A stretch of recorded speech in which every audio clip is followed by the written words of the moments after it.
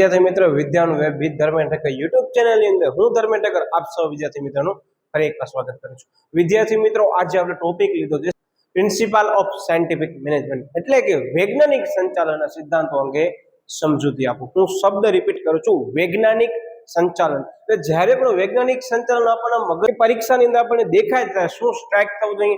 સાહેબ એક વ્યક્તિનો અમને ફોટો તમે દેખાડ્યો હતો, કયો હતો? તો કે યસ, તો કે ફ્રેડરિક ટેલર, જેને વૈજ્ઞાનિક સંચાલનના પિતા તરીકે પણ ઓળખવામાં આવે। એની અંદર એને અર્થમાં જ કીધું કે તમે તમારા કર્મચારીઓ પાસેથી જે પણ કામ કરાવવા માંગો છો ને એને ઓછા ખર્ચે ચોકસાઈ રીતે કામ કરાવો। એટલે વૈજ્ઞાનિક સંચાલનનો અર્થ થઈ ગયો ક્લિયર। હવે વૈજ્ઞાનિક સંચાલનના અર્થ સાથે એણે ત્રણ મહત્વની બાબતો કીધી હતી કે તમે કર્મચારીને એની શક્તિ અને બુદ્ધિ મુજબ તમે એને કામની સોંપણી કરો અને કામ કરવા માટે કરીને તેમને મહત્તમ કામ કરવા માટે શું કરો? પ્રોત્સાહિત કરો। અને ત્રીજો મુદ્દો શું કહેતા હતા કે જે વ્યક્તિ કાર્યદક્ષ રીતે કામ કરે છે તેના વેતનમાં 30 થી 100% વધારો કરો। અને હવે આપણે સમજીએ છીએ વૈજ્ઞાનિક સંચાલનના સિદ્ધાંતો। મેં તમને બે પ્રશ્ન રિવાઇઝ કરાવી દીધા આ જ પ્રશ્નની સાથે, અને હજી પણ કહો છો કે આની પહેલાના વિડીયો જોવાના હજી પણ બાકી રહી ગયા। વૈજ્ઞાનિક સંચાલનનો અર્થ, તેમાં સમાવેશ થતી બાબતો અને હુકમનો નિયમ, આ ત્રણ પ્રશ્નો જેના થઈ ગયા છે ને એને આ પ્રશ્નો સૌથી સરળ લાગશે, કારણ કે એની અંદર જે મેઇન કોન્સેપ્ટ છે મેં કવર કર્યું છે। એટલે ખાસ ધ્યાનપૂર્વક ઈ પણ વિડીયો જોવાના બાકી હોય તો જોઈ લેજો। હવે આ પ્રશ્ન બોર્ડની અંદર કેવી રીતે પૂછાય છે? માર્ચ 2024 ની અંદર 3 ગુણની અંદર પ્રશ્ન પૂછવામાં આવ્યો છે કે વૈજ્ઞાનિક સંચાલનનો અર્થ આપી તેના સિદ્ધાંતો અંગે સમજૂતી આપો। હવે આ પ્રશ્નને કદાચ તમને સ્કૂલની પરીક્ષાની અંદર 5 ગુણમાં કે 3 ગુણમાં પૂછવું હોય તો કઈ રીતે પૂછાઈ શકે એ હું સ્ટાર્ટિંગમાં જ કહી દઉં। એટલે ધ્યાનપૂર્વક આપણે પ્રશ્ન કરીને જવાનું છે। સૌથી પહેલા એમ પૂછે કે વૈજ્ઞાનિક સંચાલનનો અર્થ આપી તેના સિદ્ધાંતો અંગે સમજૂતી આપો, અથવા કેમ પૂછે કે વૈજ્ઞાનિક સંચાલનની અંદર જણાવેલ મુખ્ય બાબતો જણાવી તેના સિદ્ધાંતો અંગે સમજૂતી આપો। કઈ તો મેં સ્ટાર્ટિંગમાં 3 બાબતની ચર્ચા કરી એ કીધી હતી, એ બાબતો આવશે અને પછી આ સિદ્ધાંતની સમજૂતી આવશે, અથવા સીધો એમ જ કહી દેશે કે વૈજ્ઞાનિક સંચાલન સિદ્ધાંતોની સમજૂતી આપો। ઇન શોર્ટ તમને પ્રશ્ન ગમે એટલા માર્ક્સમાં પૂછાય પણ અગત્યનો છે એને ધ્યાનમાં લઈ આપણે આજે સમજીએ છીએ। અને એન્ડમાં હું તમને ટ્રિક્સ પણ 110% એવી મસ્ત આપીશ કે પરીક્ષાની અંદર તમને ટ્રિક્સ પહેલા યાદ આવશે, સમજૂતી તો યાદ રહી જ જવાની છે। અને 1 સેકન્ડ કીધું, આની અંદર પણ મેં ક્રમ છે શું કર્યા છે?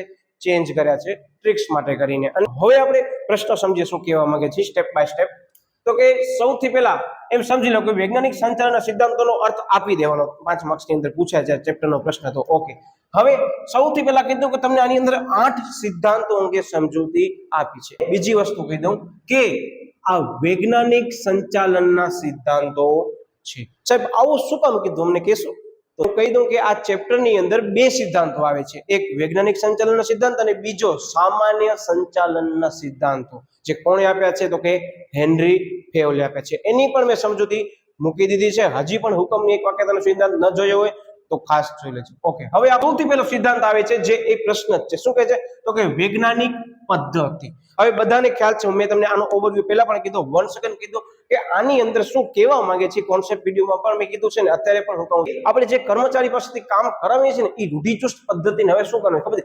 નાબૂદ કરવાની છે। આપણે આપણા કર્મચારી પાસે જે કામ લેવાનું છે ને એ વૈજ્ઞાનિક પદ્ધતિએ લેવાનું છે। સાહેબ આ વૈજ્ઞાનિક પદ્ધતિ એટલે શું? તમે અમને શોર્ટમાં કહી દેશો કે મારા સામે કર્મચારી ઊભો છે, કામ નથી કરતો, પણ એ કર્મચારીને વેતનની બહુ જ જરૂર છે, તો શું કહે છે ખબર છે? એને એમ કહીશ તું વધારે કામ કરીશ, બરાબર, અને વધારે પ્રમાણમાં આઉટપુટ લઈ આવી દઈશ, તને વધારે પ્રમાણમાં વેતન આપીશ। એટલે કર્મચારી કામ નતો કરતો ને એ કામ કરતો થઈ ગયો। એટલે કે તમે એમ સમજી શકો છો કે આપણને જે કામ કરાવડાવવાનું છે ને ઓછા ખર્ચે ઓછા સમયની અંદર, તો એની અંદર વૈજ્ઞાનિક સંચાલનના જે પણ સિદ્ધાંતો છે ને એ ખૂબ જ ઉપયોગી થશે। અને આજની તારીખમાં વર્તમાન સમયમાં પણ આ તમામ સિદ્ધાંતોનો ઉપયોગ દરેક એકમની અંદર કરવામાં આવે છે। બસ ફરક કેટલો છે, એ લોકો તમને કહેતા નથી કે આ ફ્રેડરિક ટેલરના જે છે એ વૈજ્ઞાનિક સંચાલનના સિદ્ધાંત છે, કે હેનરી ફેવલના પણ સામાન્ય સંચાલનના સિદ્ધાંતો છે, પણ તમે નોટ ડાઉન કરજો, ઉપયોગમાં તો ચોક્કસ લેવાય છે ઓકે। હવે આની અંદર પદ્ધતિમાં શું કહે છે ખબર છે? કે રૂઢિગત પદ્ધતિને ત્યાગી દો અને શ્રેષ્ઠ કાર્ય કેવી રીતે થાય તેનો વિચાર કરવો જોઈએ। મેં તમને જે ઉદાહરણ આપ્યું કે મને ખબર જ છે મારો કર્મચારી કામ નથી કરતો, હું એને સંભળાવીશ કે એને ખપે તેમ કરીને રિસ્ટ્રિક્શન આપીશ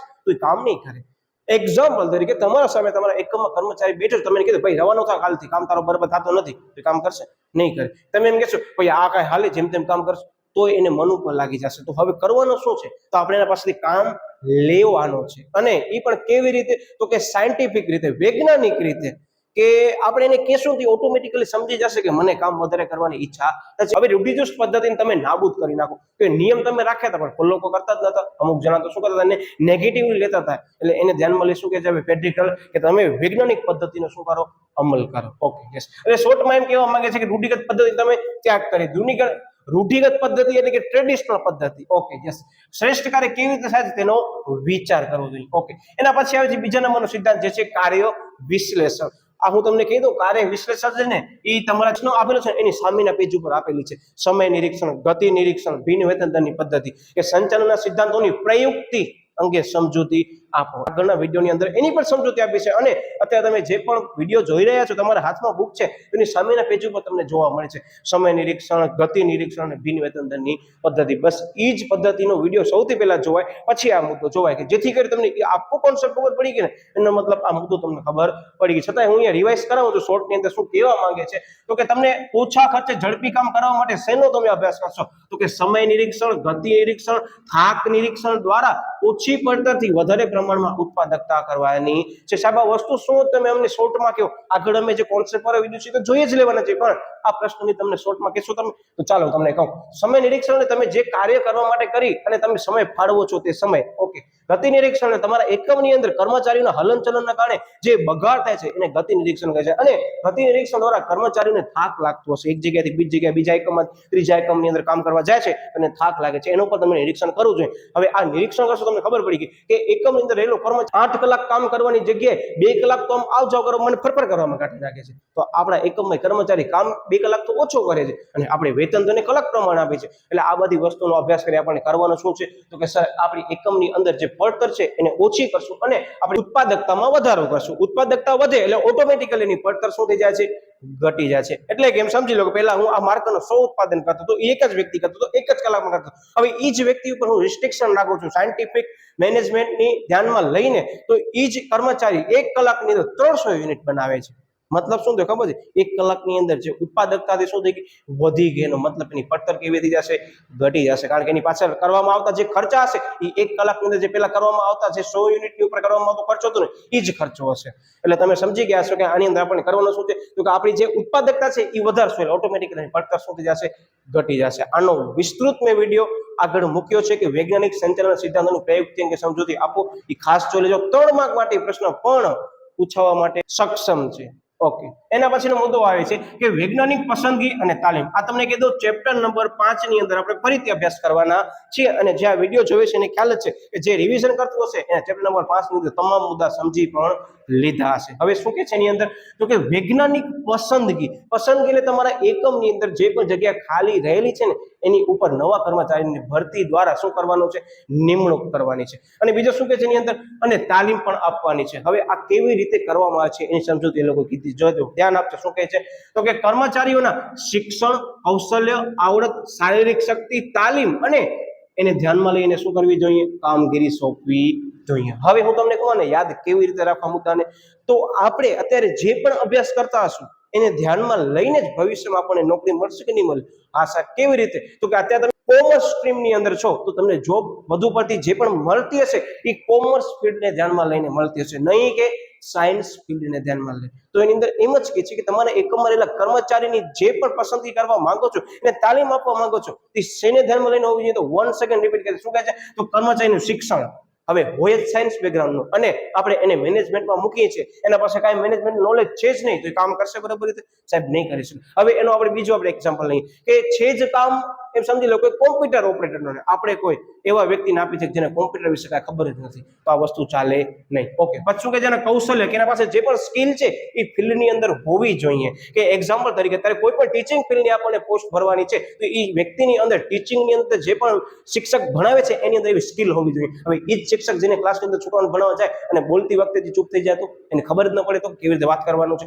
ઇન શોર્ટ આપણે જે પણ પસંદગી કરવાની છે ને એ આ તમામ બાબતને ધ્યાનમાં લઈને આપણે પસંદગી કરશું. પછી શું કહે છે એની અંદર તો કે તાલીમ અને કામગીરી સોંપવી. એટલે તમે સમજી ગયા છો કે સૌથી પહેલો શિક્ષણ, કૌશલ્ય, આવડત અને શક્તિને ધ્યાનમાં લઈ તાલીમ અને કામગીરી સોંપવાની છે. આ મુદ્દા ઉપર મેં એટલે વિસ્તૃત ચર્ચા કરી કે આગળ ફરી પાછું રિપીટ થવાનું છે એટલે. Okay yes. એટલે ત્યારે તમને કન્ફ્યુઝન થાય નહીં. હવે આવે છે કરકસર કરવાની છે. બધાને ખ્યાલ છે કે ભાઈ દરેક એકમની અંદર માલિક શું ઈચ્છતો હોય? સાહેબ ઓછા ખર્ચે વધારે પ્રમાણમાં ઉત્પાદન થવું જોઈએ અને એકમની અંદર વપરાવામાં આવતી જે પણ સાધન સામગ્રી છે એનો કરકસર પૂર્વક ઉપયોગ થવો જોઈએ. તેની અંદર પણ એ જ કહે છે, જો શું કહે છે કે માત્ર વૈજ્ઞાનિક અને ટેકનિકલ આધાર ધ્યાનમાં ન લેવા જોઈએ, ઓછી પડતર પર પણ ભાર મૂકવો જોઈએ. ઓછી પડતર આવે એટલે મગજમાં સ્ટ્રાઇક થવી જોઈએ. કોસ્ટ કંટ્રોલ એટલે કે તમારી જે પડતર છે એને શું કરવાનું સાહેબ, એના ઉપર અમને અંકુશ કરવાનું છે. તેના માટે વિવિધ શું કરવું સાહેબ, આપણે અંદાજ કાઢશું. એટલે કે છે જો કે અંદાજ અને પડતરની પદ્ધતિ વિચારી વિચલન શોધી ઉકેલ લાવવો જોઈએ. હવે આ વર્ડ ઉપર સ્ટાર્ટ કરો છું, કયું તો કે વિચલન, જે તમને ચેપ્ટર નંબર 2 થી કરી અને વચ્ચે ઘણા બધા ચેપ્ટરમાં આવશે, ઇવન ચેપ્ટર નંબર 7 ની અંદર તો એનો અર્થ બોર્ડમાં ઘણી બધી વખત પૂછાયેલો છે કે વિચલન એટલે શું. તો શોર્ટમાં તમને કહું, આપણે જે પણ કાર્ય નક્કી કર્યું હશે ને એ કાર્યની અંદર જે પણ ખામી આવશે એને આપણે કહીશું વિચલન. એક્ઝામ્પલ તરીકે મને માર્કરની જે પણ બનાવવાની લેન્થ રાખવી છે એ રાખવી હતી 15 સેન્ટીમીટર ને માર્કરની લેન્થ થઈ છે 10 સેન્ટીમીટર. મેં નક્કી કેટલો કર્યો તો મેં ધોરણની સ્થાપના કરતી વખતે કે સાહેબ આપણે 15 સેન્ટીમીટરની માર્કર બનાવશું, પણ બની કેટલાની ગઈ સાહેબ 10 સેન્ટીમીટરની માર્કર બની ગઈ. તો હવે જે મેં ધોરણ નક્કી કર્યા હશે ને એને ખરેખર કામગીરી થઈ હશે ને એના સાથે સરખાવીશ. મતલબ મેં નક્કી કર્યું હતું 15 સેન્ટીમીટર ને બની ગઈ 10 સેન્ટીમીટરની લંબાઈ, એટલે મેં જોયું ત્યારે મને શું મળી સાહેબ, તમને ખામી મળી 5 સેન્ટીમીટરની. એને શું કહેવામાં આવે છે? વિચલન કહેવામાં આવે છે. આ ચેપ્ટરની અંદર તમને ક્યાંય અર્થ નહીં પૂછાય, પણ ચેપ્ટર નંબર 7 અંકુશ મગજમાં ફિટ રાખજો ત્યારે વળી પાછો મુદ્દો તમને સમજાવીશ. બરાબર, એટલે એ એક માર્ક તમારો પણ અહીંયા છે એડવાન્સમાં મેં તમને કવર કરાવી દીધો છે. એટલે ટૂંકમાં એમ સમજો તમે જે નક્કી કર્યું હતું ને ધોરણ, એને ખરેખર થયેલ કામગીરી સાથે સરખાવશો અને તમને કાંઈક ભૂલ મળશે, એ ભૂલને આપણે કહેશું વિચલન. હમણાં જ કહી દઉં કે આની અંદર ક્યાંય મેં તમને કીધું છે ઉદાહરણ લખવાની જરૂર નથી. પરીક્ષા વખતે તમને એમ લાગે છે તો વળી પાછું તમે વિડીયો જોઈને સમજી લો, પણ ઉદાહરણ પરીક્ષામાં લખતા નહીં. અને એટલું શ્યોર કહું છું કે તમે 2 થી 3 વખત એકને એક વસ્તુ વારંવાર કરશો ને વિદ્યાર્થી, તો અઘરામાં અઘરો પ્રશ્ન હું ગેરંટી સાથે કહું તમને મોઢે પડ્યો છે. રીઝન શું છે ખબર છે? કે તમે વારંવાર પ્રેક્ટિસ કરો છો. અત્યારે એમ સમજી લો કે તમે સ્ટાર્ટિંગની અંદર કોઈ પણ ટોપિક ઉપાડતા હશો તો એમ સમજી લો કે થોડુંક તમને ટફ લાગી શકે છે. એ જ ટોપિક બીજી વખત ઉપાડો તમને વળી પાછો ટફ લાગે છે, પણ ત્રીજી વખત ઉપાડશો ને પેલી 2 વખત વ્યવસ્થિત કર્યો હશે ને તો તમને ત્રીજી વખત એ પ્રશ્ન સાવ સરળ લાગશે. એટલે જો ઘણી વખત કહું છું મારે વિદ્યાર્થીઓને કે રિવિઝન છે ને એ તમારા માટે એક રામબાણ ઇલાજ છે. સમજી લો કે એક પ્રશ્ન તમને એક વખત કરશો ને તો નહીં આવડે, બીજી વખત કરશો ને થોડોક હાર્ડ લાગશે, ત્રીજી વખત કરશો ને તમને એમ જ લાગશે કે આ પ્રશ્ન સાવ સરળ છે, અને ચોથી વખત કરશો ને તમને મોઢે પડ્યો હશે. એટલે હું એટલે જ કહું છું વિડીયોની અંદર હજી પણ જે વિડીયો જોવે છે સ્ટાર્ટિંગમાં, તો કે જે રિવિઝન કરે છે ને વિદ્યાર્થીઓ એ બોર્ડની અંદર 110% માર્ક્સ તમે જોજો કેટલા આવે છે એ લોકોને. અને તમે જો વિડીયો જોતા હશો, તમે રિવિઝન કરતા હશો, તેની ઇફેક્ટ તમને સીધી એ રિઝલ્ટમાં ચોક્કસ દેખાશે. ઓકે, હવે એના પછી હું તો સમજે શું કહે છે એની અંદર, તો કે 5th નંબરના પોઈન્ટ અંદર કહે છે કે આયોજન અને અમલીકરણ કરવાનું છે. હવે જે પણ વસ્તુઓ કે કામગીરી કરવાના હશે એનું આયોજન કરશું કે નહીં કરો, એનો અમલ કરશો કે નહીં કરો. અને ઘણી વખત એવું કહેવામાં આવ્યું છે કે વ્યક્તિ પાસે છે ને જે નોલેજ છે ને એ ક્યારે કામ આવે છે ખબર છે? એ નોલેજ નો જ્યારે એ એક્ઝિક્યુશન મતલબ એનો જે અમલ કરે છે ને ત્યારે તમારા નોલેજ કામનો કહેવાય છે. મતલબ તમે જે આયોજન છે એનો અમલ કરશો ને તો એ ખરેખર તમે આયોજન કર્યો છે ને એ સાર્થક નીવડ્યું કહેવાશે. જો આની અંદર કે છે મુદ્દામાં શું કહે છે કે આયોજનનું જે કામ છે એ કોને કરવું જોઈએ? એક માર્કમાં પૂછાય તો કે નિષ્ણાંતો કરે છે. અને અમલીકરણનું કામ છે કોને કરવું જોઈએ? સાહેબ કામદારો કરે છે. એટલે યાદ રાખજો એક માર્કનો પ્રશ્ન આનામાંથી આવી શકે છે કે એકમમાં ખરેખર વૈજ્ઞાનિક સંચાલનને ધ્યાનમાં લઈ તો કે આયોજનનું કાર્ય કરવું જોઈએ નિષ્ણાંત હોય, અને અમલીકરણનું કાર્ય કોને કરવું જોઈએ? તો કે કામદારોને કરવું જોઈએ. સાચી જ વાત છે કે એકમની અંદર કર્મચારી કે કામદાર જે છે આયોજન કરશે અને માલિક થોડી ને એનો અમલ કરવા જશે. લોજિકલી આપણે વિચારીએ વસ્તુ પોસિબલ થાય સાહેબ ન થાય. બસ એવું જ આ વૈજ્ઞાનિક સંચાલનમાં પણ કે છે જે ધંધાની અંદર ખરેખર રીતે થાય છે ને એ વૈજ્ઞાનિક સંચાલનને ધ્યાનમાં લઈને જ કરવામાં આવે છે. એવું નથી કે આ ફેડરિક ટેલરે કીધું એટલે થાય છે. આ વસ્તુ ફેડરિક ટેલરે પહેલા કીધી છે, એને ધ્યાનમાં લઈ અત્યારે જોઈ લો તમામ એકમો એને ફોલો પણ કરે છે. ઓકે, હવે એના પછી શું કહે છે કે નાણાકીય ઉત્તેજન. ફેડરિક ટેલરે ખબર છે 3જા નંબરના મુદ્દામાં કીધું હતું કે જે પણ કર્મચારી છે ને એ પોતાની કાર્યક્ષમતા કરતા વધારે સારું કામ કરે છે ને તો 30 થી 100% વેતનની અંદર વધારો થવો જોઈએ. એટલે ફેડરિક ટેલરને ખબર હતી. અને ફેડરિક ટેલર છે એ કોણ હતા? તો કે સાહેબ ફેડરિક ટેલર હતા એ બેથલ હેમ સ્ટીલ કંપનીની અંદર મેનેજર હતા. એક માર્કનો પ્રશ્ન મેં તમને કીધો નતો, એ આવી રીતે પૂછાઈ શકે છે. એટલે હું ઘણી વાર કહું કે તમે જે પણ ટોપિક કરો છો એને ધ્યાનમાં લઈ એક માર્કના પ્રશ્નો એનામાંથી જ તમે પહેલા લઈ લો, પછી શિક્ષકને પૂછવા હોય તો પૂછે, અધરવાઇઝ તમારા મગજમાં એ વસ્તુ ક્લિયર હોવી જોઈએ. એટલે જો એની અંદર કે છે કે ઉત્તેજક વેતન પ્રથાની હિમાયત કરી હતી, વ્યક્તિગત ઉત્પાદનના આધારે આ પ્રથા અપનાવી જોઈએ. એમ નહીં કે બધા કર્મચારીનો એક પગાર. પણ જે કર્મચારી સારી રીતે કાર્ય કરે છે એકમની અંદર એનો પગાર એને ધ્યાનમાં લઈને હોવો જોઈએ. જો કીધો છે બીજો વર્ડ શું કહે છે કે વેતન ધારણા નહીં પરંતુ વૈજ્ઞાનિક અભ્યાસથી નક્કી કરવામાં આવે છે. તમારા એકમની અંદર કોઈ એવો વ્યક્તિ છે કે જે 10 કલાકનું કામ 5 કલાકમાં કરી દે છે અને બીજો એવો વ્યક્તિ છે કે 10 કલાકનું કામ કરે 10 કલાક જ લે છે, તો લોજિકલી વિચારો કયા કર્મચારીને વધારે પગાર મળવો જોઈએ? તો તમે એમ જ કહેશો અત્યારે વિડીયો જોતા હશો તો સાહેબ જે 10 કલાકમાં કામ થવું જોઈએ એ કામ વ્યવસ્થિત રીતે એ 5 કલાકમાં વ્યક્તિ કરી દે છે ને એનો પગાર શું હોવો જોઈએ? સાહેબ વધારે હોવો જોઈએ. અને એની જ ચર્ચા તમે સામેના પેજ ઉપર જોઈ શકતા હશો કે બિન વેતન દરની પદ્ધતિમાં કરેલી હતી કે જે કર્મચારી કાર્યદક્ષતા કરતા વધારે સારી રીતે કાર્ય કરે છે અને ઉત્પાદન કરે છે તો એમના વેતનમાં વધારો કરો, અને જે કર્મચારી કામ નથી કરતો તેનું વેતન વધવું જોઈએ નહીં. આ બિન વેતન દરની પદ્ધતિ અને બોર્ડની અંદર બિન વેતન દરની પદ્ધતિ 2021માં પણ પૂછાયેલી છે, એટલે ખાસ ધ્યાનપૂર્વક એ પ્રશ્ન કરીને જવાનું છે. આ પ્રશ્નમાં તો કવર કરાવી દીધું એટલે ટેન્શન છે નહીં. ઓકે, હવે શું છે એના પછી તો કે માનસિક ક્રાંતિ. હવે આ મુદ્દો હું તમને એકદમ ઈઝી વેમાં સમજાવીશ, પછી તમે ચોપડી ઉપર જો અત્યારે ચોપડી ખુલી હોય તો બંધ કરી નાખો પ્લીઝ, પછી તમને ખબર પડશે. હવે માનસિક ક્રાંતિને ઇંગ્લિશમાં શું કહેવામાં આવે ખબર છે? Mental revolution. હવે રિવોલ્યુશન શબ્દ પરથી યાદ આવે સાહેબ અમે સમાજ વિદ્યામાં ચળવળ શબ્દ સાંભળ્યો. હા, તો ગાંધીજી ચળવળ શું કામ કરી હતી? તો કે આપણા સમાજમાં રહેલા દરેક વ્યક્તિઓના ફાયદાને ધ્યાનમાં લઈને ચળવળો કરી હતી.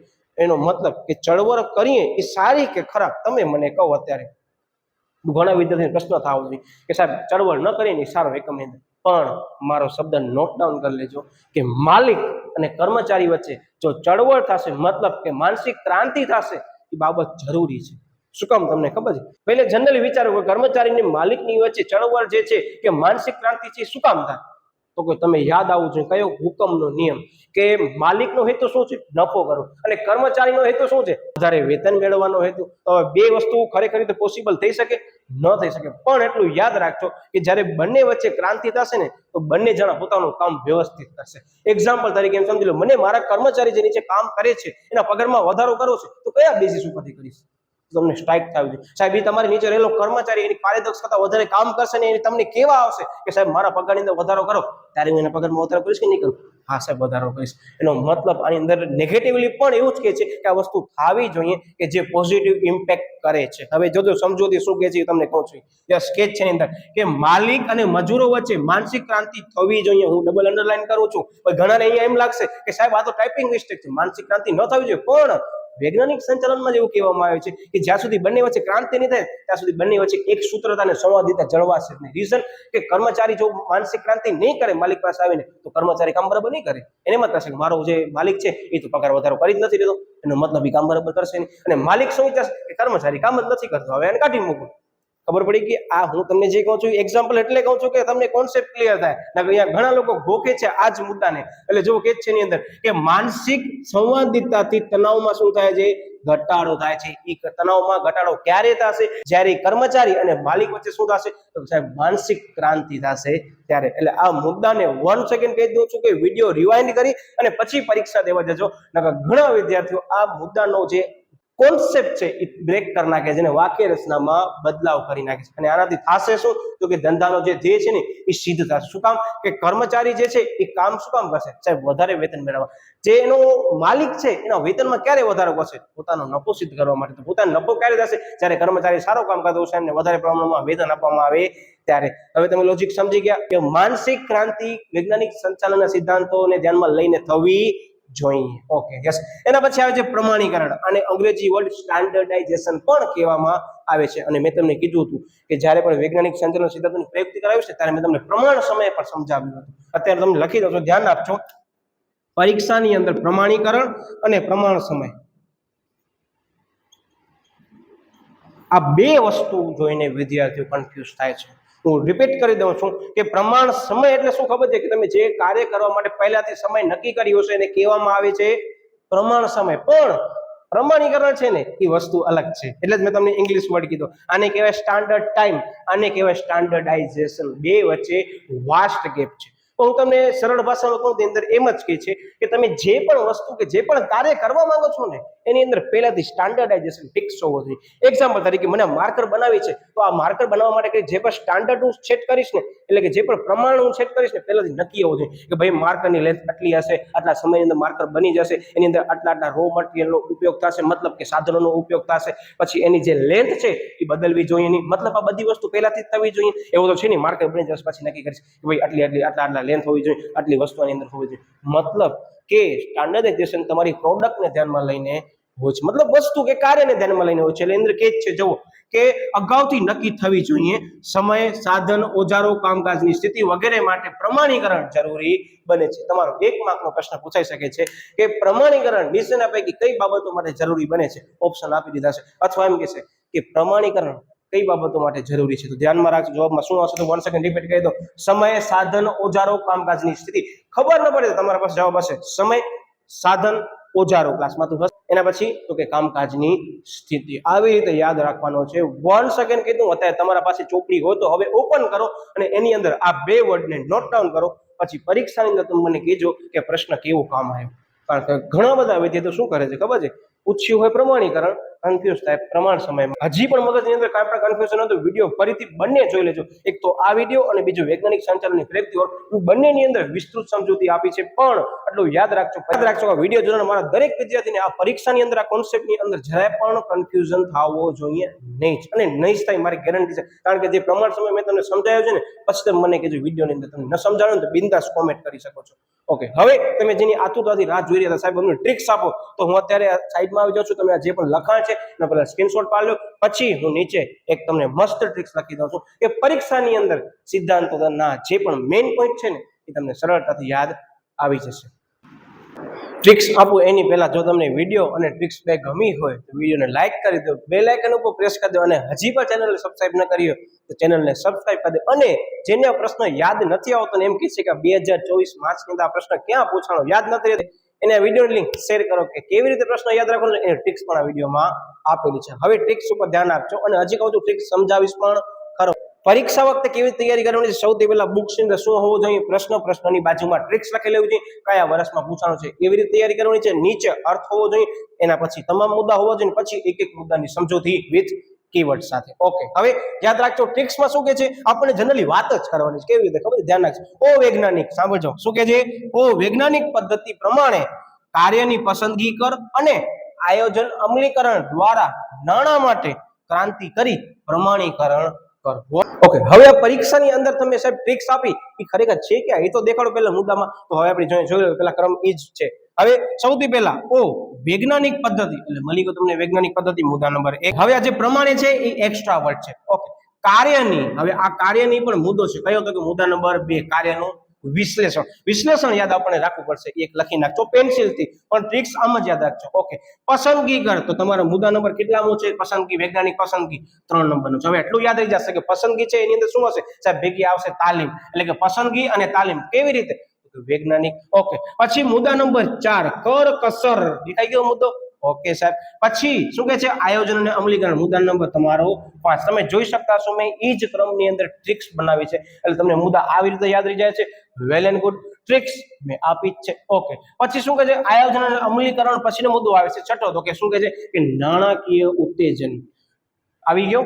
યસ. પછી આવે છે મુદ્દા નંબર 7. કયો તો કે માનસિક ક્રાંતિ. અને મુદ્દા નંબર 8 તો કે પ્રમાણીકરણ. એટલે તમારે એમ સમજી લો કે 8 મુદ્દા આ એક લાઈન ની અંદર મેં કવર કરાવી દીધા. એટલે એ એક લાઈન છે 2 થી 3 વખત પરીક્ષાની અંદર જ્યારે પણ દેવા જાઓ ત્યારે એના આગળના દિવસે મોઢે લખી નાખો. એટલે તમારા મુદ્દા યાદ રાખવાની જે બીક હતી એ બીક નીકળી જશે. અને હજી પણ તમારા જે પણ મિત્ર વર્તુળમાં એ બીક રાખતા હતા તેને ખાસ આ વિડીયો પહોંચાડો અને મને કોમેન્ટમાં જણાવો કે તમને ટ્રિક્સ પણ કેવી લાગી. એટલે વિદ્યાર્થી મિત્રો, આશા છે કે હવે તમને આ મુદ્દો સમજાઈ ગયો છે. આગળના કોઈ પણ વિડીયો ચેપ્ટરના જોવાના બાકી રહી ગયા હોય તો ખાસ જોઈ લેજો. મળ્યા વળી પાછો આપણે નવા ટોપિક સાથે અને ચેનલ સાથે ખાસ જોડાયેલા રહેજો.